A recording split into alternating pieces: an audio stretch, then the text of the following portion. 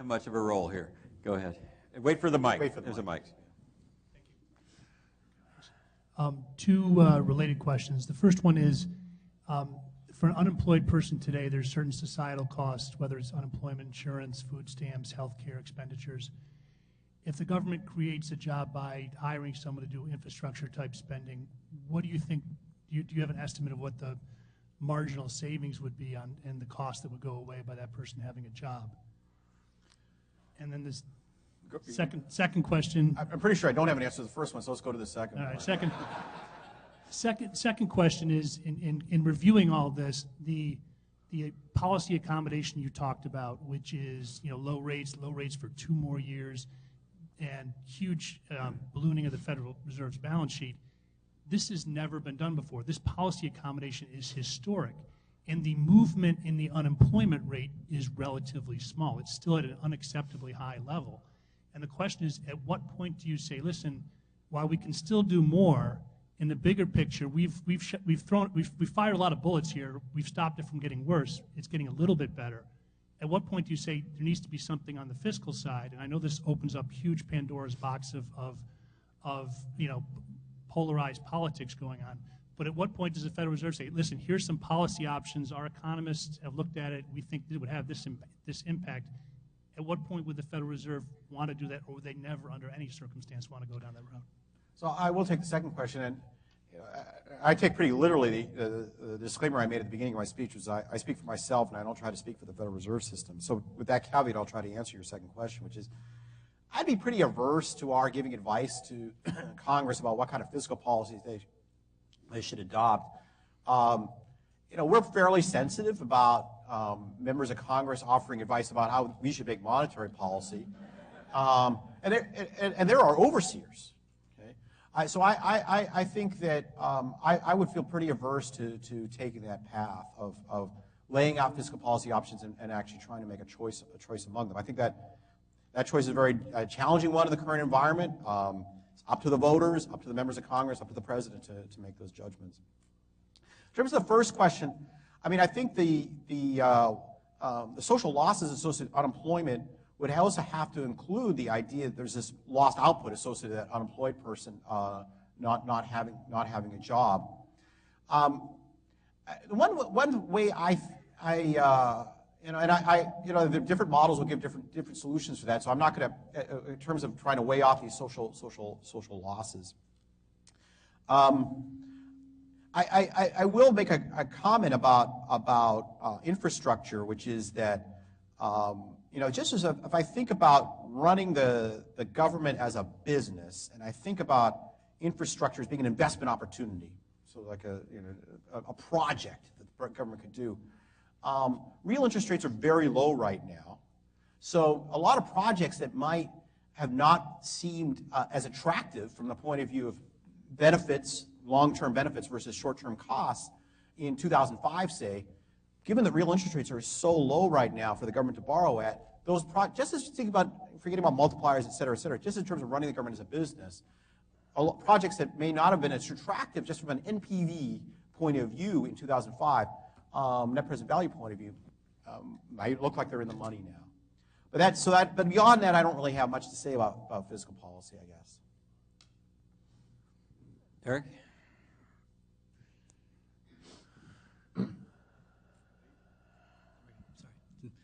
That side. Also 2 questions, just about the link between income and output in your policy decisions. Given the volatility, but also the higher impact of food and energy prices, do you also look at inflation under older definitions, which would have included food and energy, or do you only look at it excluding that? And then the second question is sort of a similar potential disconnect. Is how do you incorporate changes in things like the velocity of money as you get more accommodating, measures which sort of resist getting the intended effect on money supply? Okay, so let me talk about the first question first, which is about the use of core inflation in these metrics. as I try to indicate in my speech, I view our mandate as being about headline inflation. So our goal is to keep headline inflation at 2% or a bit under. Now, with that said, monetary policy doesn't operate by our turning a switch and then, boy, inflation goes up or goes down next month. It's really about looking over a 3 to 4 year horizon. So when you're looking for measures of inflationary pressures or underlying inflation, you really want to have something that's going to help you forecast what's going to go down the pike 3 to 4 years out. I think this year was a great example of the dangers of using measures of inflation include energy prices in that.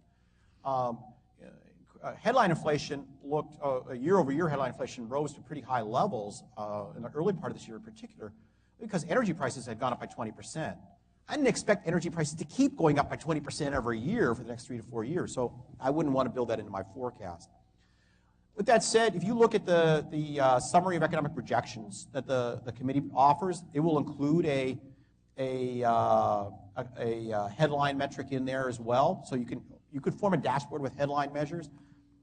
I don't think qualitatively it would make, I think most of the time, qualitatively, you wouldn't make different judgments about what to do. I forgot what you're saying. Oh, about the money supply. So this is a very important point. So the question was, we've had a huge increase in the monetary base, and yet relatively little movement in inflation. And that seems, from the point of view of traditional theories of monetary economics, that seems pretty surprising. There's this thing called the quantity theory of money, whereby if you increase the monetary base, increase the amount of reserves that banks are holding, increase money, you should get a big increase. You should get a impetus on prices. That connection, which I learned and I spent 20 years trying to teach other people about, is gone. And it's gone permanently because of the ability of the Federal Reserve to pay interest on reserves. So this was an ability that on interest on bank reserves in particular. What that means is that when conditions improve and banks have lending opportunities, what you would have, if the Fed could not pay interest on reserves, what would have happened then is that the banks would essentially be lending out those reserves and creating, that would take the money out of the hands of the banks and put it in the general economy, putting upward pressure on prices. That's when the Fed could not pay interest on reserves. Now that the Fed can pay interest on reserves, what it will be doing, it can raise the interest rate it's paying on those reserves and deter those banks from spilling those reserves into the general economy. So there's no longer going to be a linkage necessarily. There's no necessary linkage between the size of the balance sheet and inflationary pressures. This is critical for us to be able to communicate more effectively than I just did. And because I think it's at the heart of a lot of misunderstanding of policy. Oh, John, you're in charge. George Schultz.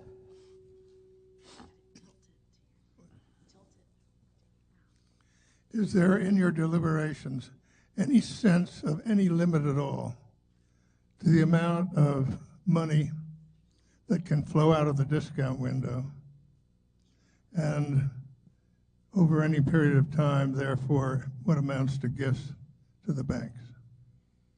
I'm referring, of course, to this Bloomberg story that I'm sure you've seen, showing that in December '08, before you were on the board, the amount of money in the discount window was over $1 trillion.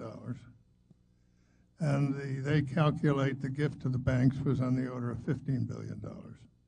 Seems like a lot. Is there any sense of any limit at all to what the Fed could do? So I will say, as you said yourself, this was before I was on the Federal Market Committee. But on the other hand, I will say that I think that it's important to keep in mind. I'm not going to answer your question because I don't have a number in my head that I can just offer to you off the top of my head. And it's not really, when I talk about monetary policy, it literally was about monetary policy, so that not about the lending interventions that were emphasized in the Bloomberg article. My predecessor, Gary Stern, who was the president of Minneapolis, was interviewed with that article, and you said you didn't know about it. It's because it doesn't get discussed in the context of the committee deliberations. With that said, and so I'm not trying to backpedal from those decisions. I think those decisions were critical ones. They were critical because the Fed has an obligation to fulfill a dual mandate. And the dual mandate is promote price stability, promote max employment. I do not think that it would have been operating in fulfillment of those that dual mandate from Congress if it had not made those lending interventions. Now, why do I say that?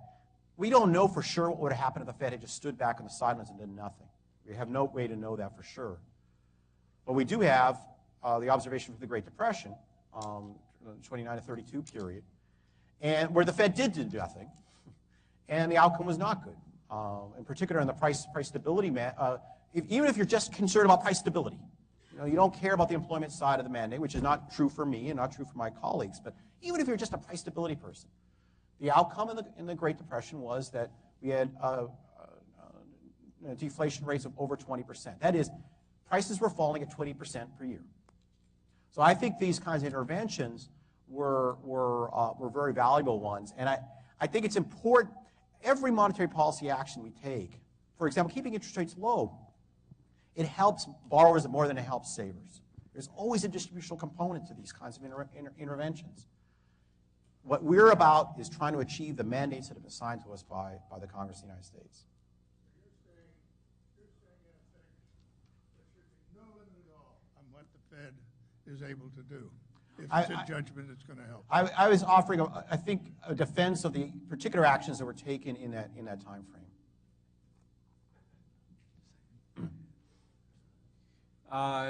Here.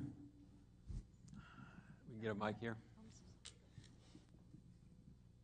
Given the nature of the global nature of crisis nowadays, through trade channels, through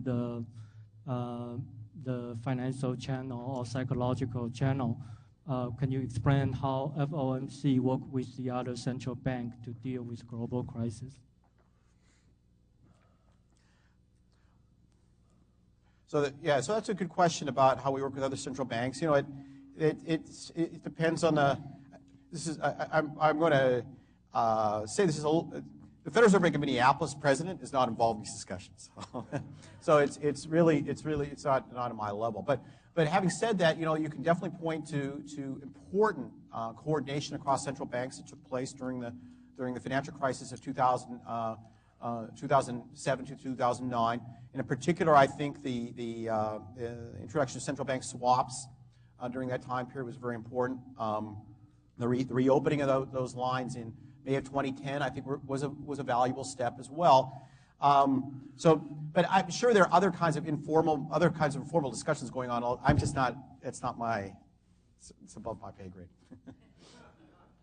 Just going to call on John Taylor. I like the idea of a contingency plan. I thought it might appeal to you.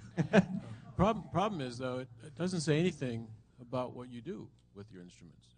You said nothing about how much interest rates should change, or whether you should do 2 trillion or 10 trillion of quantitative easing.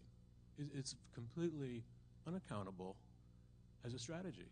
You have to put some numbers or description of what you do with the instruments to make this useful for people. I think it's a totally fair comment, John. I think that at this stage, I was trying to describe it qualitatively, but to get serious about it, you would have to be quantitative. I agree with that absolutely. I think that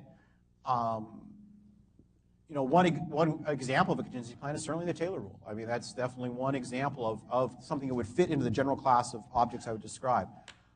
I think I wanted to be more general than that, more flexible than that. But to be serious about it, yeah, you have to fill in numbers here.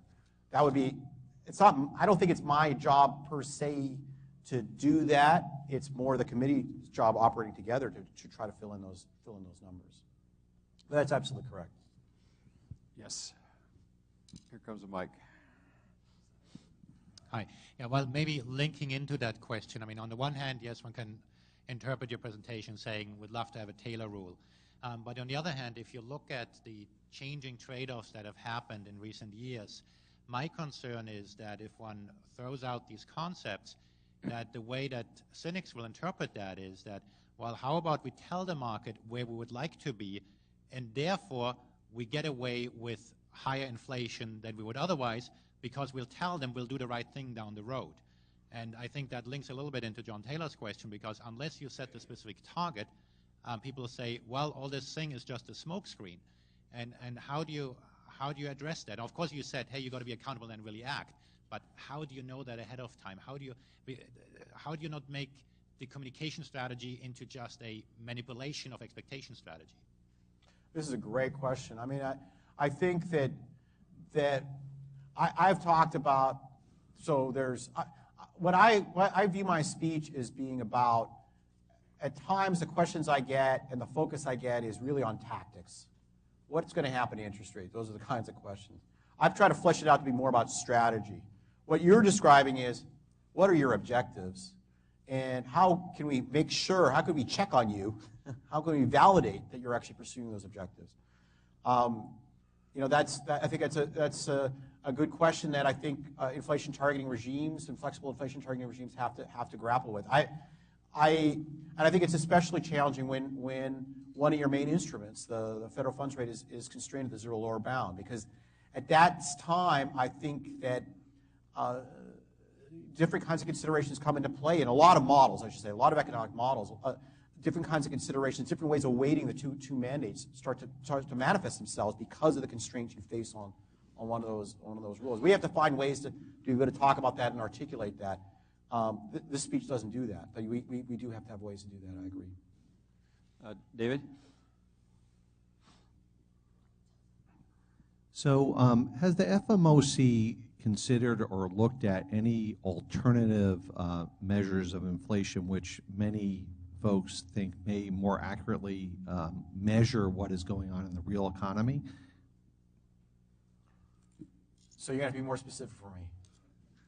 Well, you know, there are measures that I know you're excluding energy and food and a lot of other items that most Americans are affecting their budgets. So there are alternative measures that, just like there are alternative measures to unemployment, which might be much higher. So I'm just saying that, do you consider those and do you look at them at all? Yeah, certainly the dialogue around the table focuses on a variety of measures of what we think of as underlying inflation. When we mean by underlying inflation, is our attempt to forecast and project what is inflation going to be, what's affecting inflation, what's the path of inflation going to look like over the next 3 to 4 years? Because that's sort of the frequency we've got to be thinking about in terms of monetary policy. We can't be just thinking about the next moment in time, the next month. But we have a variety of measures we end up looking like. The Cleveland Fed produces what's called the median consumer price index, which it looks at a wide variety of goods and then ranks them in terms of how much their prices have increased over the past month, and then looks at the middle one. The one is 50% of the goods have risen more than that, 50% of the goods have risen less than that. So that's one, and then they actually have a number of different kinds of measures that don't explicitly get rid of food and energy, but then are also still trying to get at this idea that you don't want everything to be driven by the fact that energy prices have gone up by 20% over a year's time, because you don't expect energy prices to keep doing that. You've got to get rid of that factor somehow. I would, if you look at the behavior of the median consumer price index in the Cleveland Fed's measures, or the Dallas Fed also has a similar approach using the PCE. These are also, these tend to match up with what's going on with core, not with what's going on with headline. But I want to be clear. I view our mandate as being about the behavior of headline inflation. And I think we've done well on that particular mandate. So if you go back to December 2007, it was well before I joined the committee, but go back to the beginning of the recession, December 2007, or over that nearly 4-year period, what's inflation averaged? 1.8%. And that's including all the goods. That's PCE. You look at CPI, it's averaged 1.9%. That's 2% or a bit under. So I don't think that, I honestly think that the focus on what people perceive to be inflationary behavior of the Fed is really tied to the fact that the balance sheet has gotten as big as it has, and not about the numbers of actually what's happened to the prices of goods and services in the economy. And there's why I think this dialogue that I tried to explain why that doesn't matter anymore, I think that's really critical for us to get on top. I have one last question. Now, I realize there's an excess supply of questions, but that's what happens when you don't use the price system. Okay. Narayana, I was going to ask about the risks of global inflation feeding back into the U.S. And the story I'm thinking about is one where some of the liquidity that's been created by the Fed and by the ECB, et cetera, some of that goes abroad through the carry trade, the fact that interest rates are lower here than other countries. That pushes up prices in other countries, in emerging countries, and that feeds back through some global money supply or something like that. It feeds back into global prices, and that comes in through the balance of payments. Do you have any thoughts on that problem? Yeah, this is our baseline model. The Fed tries to capture those kinds of effects.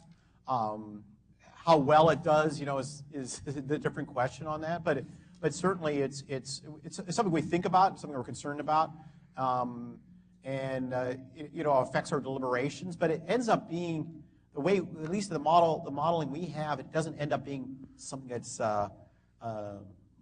market in any way. Narayana, thank you very much, and thanks, audience. Thank you.